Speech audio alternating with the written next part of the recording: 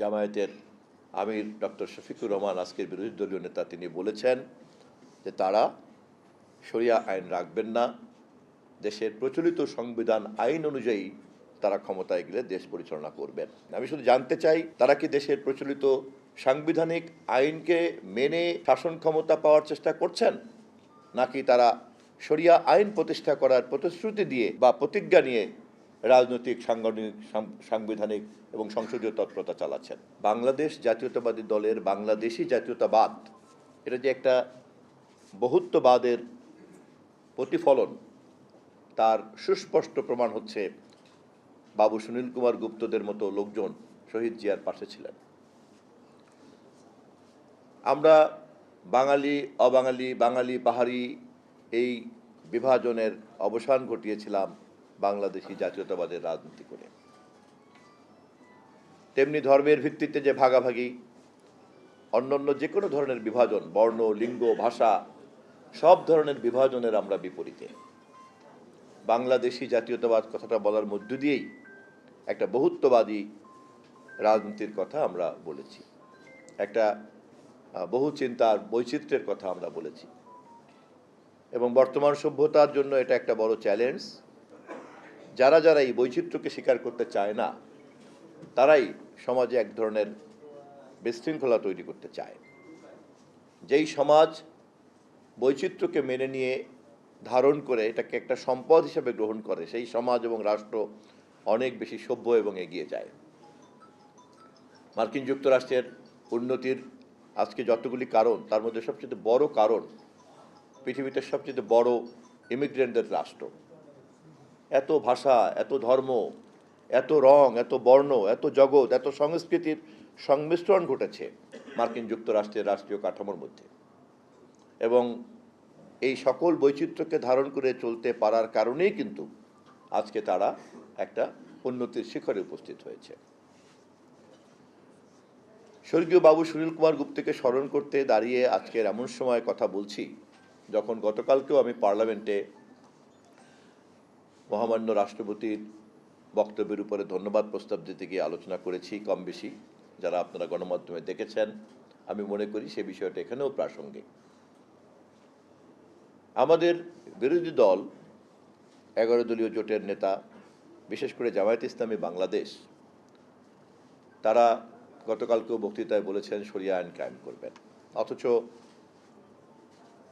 গত 14ই জানুয়ারি জামায়াত ইসলামের কেন্দ্রীয় কার্যালয়ে যখন খ্রিস্টান সম্প্রদায়ের একটি প্রতিনিধি দল দেখা করতে গিয়েছিল, সেখানে স্পষ্টভাবেই জামায়াতের আমির ডক্টর শফিকুর রহমান আজকের বিরোধী দলীয় নেতা তিনি বলেছেন যে তারা শরিয়া আইন রাখবেন না, দেশের প্রচলিত সংবিধান আইন অনুযায়ী তারা ক্ষমতায় গেলে দেশ পরিচালনা করবেন।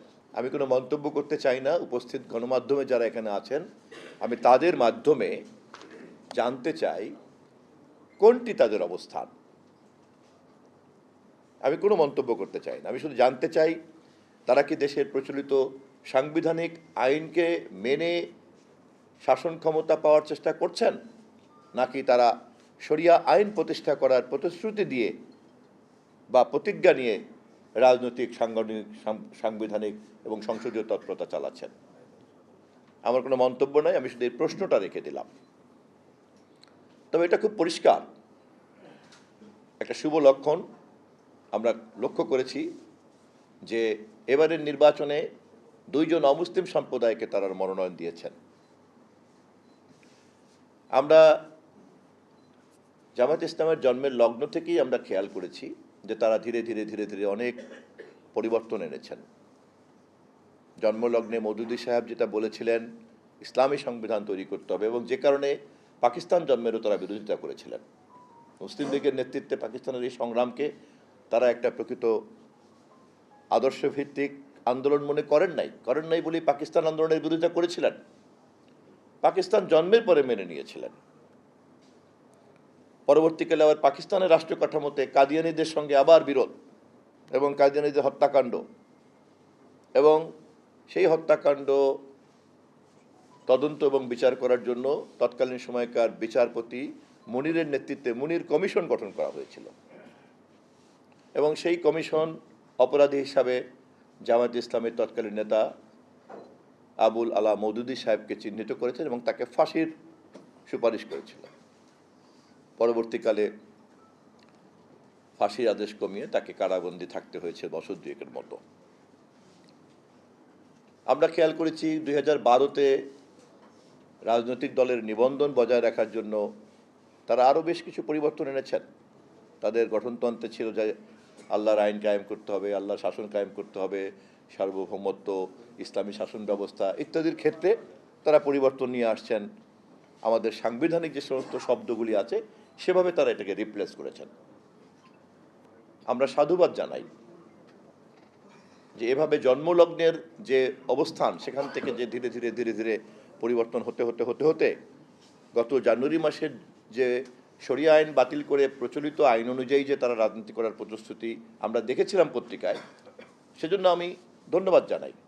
কিন্তু পার্লামেন্টের এই বক্তৃতার পরে এখন নতুন করে যেহেতু প্রশ্ন আসছে, আমি গণমাধ্যমের মাধ্যমে তাদের কাছে জানতে চাই এ বিষয়ে তাদের স্পষ্ট অবস্থানটা কি।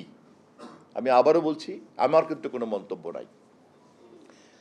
বাবু সুনীল কুমার গুপ্তের স্মরণ সভায় দাঁড়িয়ে কথাটা বলছি এই কারণে যে বাংলাদেশ জাতীয়তাবাদী দল তার রাজনীতিতে ধর্মীয় মূল্যবোধের কথা বলে এবং তার যে কোনো ধর্মের মধ্যেই কিন্তু একটি মূল্যবোধ কাজ করে। অতএব ধর্ম চর্চা আলাদা হতে পারে, কিন্তু ধর্মীয় মূল্যবোধ কিন্তু সব সমান।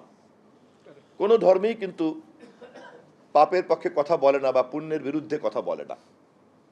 এটাই হচ্ছে ধর্মীয় মূল্যবোধ, যা সকল ধর্মের মধ্যেই বিরাজ করে। কিন্তু ধর্মচর্চা, আচার আচরণ, রীতি প্রথা, এই নর্মস, এগুলি হয়তো নানানভাবে আমরা করতে পারি। একটা রাষ্ট্র এবং সমাজের দায়িত্ব হচ্ছে সকল ধর্মের মধ্যে ধর্মীয় মূল্যবোধের এই সারবস্তুকে ঐক্যবদ্ধভাবে তুলে ধরা। যে যার আচরণ চর্চা তার মতো করে করবেন, কিন্তু মূল্যবোধ আমরা সবাই মিলে চর্চা করব। আমাদের নেতা শহীদ রাষ্ট্রপতি জিয়াউর রহমান বাংলাদেশি জাতীয়তাবাদের মধ্যে এই চেতনাকে উপস্থাপন করতে পেরেছিলেন বলেই কিন্তু বাবু সুনীল কুমার গুপ্তের মতো লোক, রসরাজ মণ্ডলের মতো লোক, কার্তিকচন্দ্র ঠাকুরের মতো লোকেরা সেই দিন আমাদের বাংলাদেশ জাতীয়তাবাদী দলের নেতৃত্বের দায়িত্ব নিয়েছিলেন, প্রতিষ্ঠাকালীন নেতা হয়েছিলেন।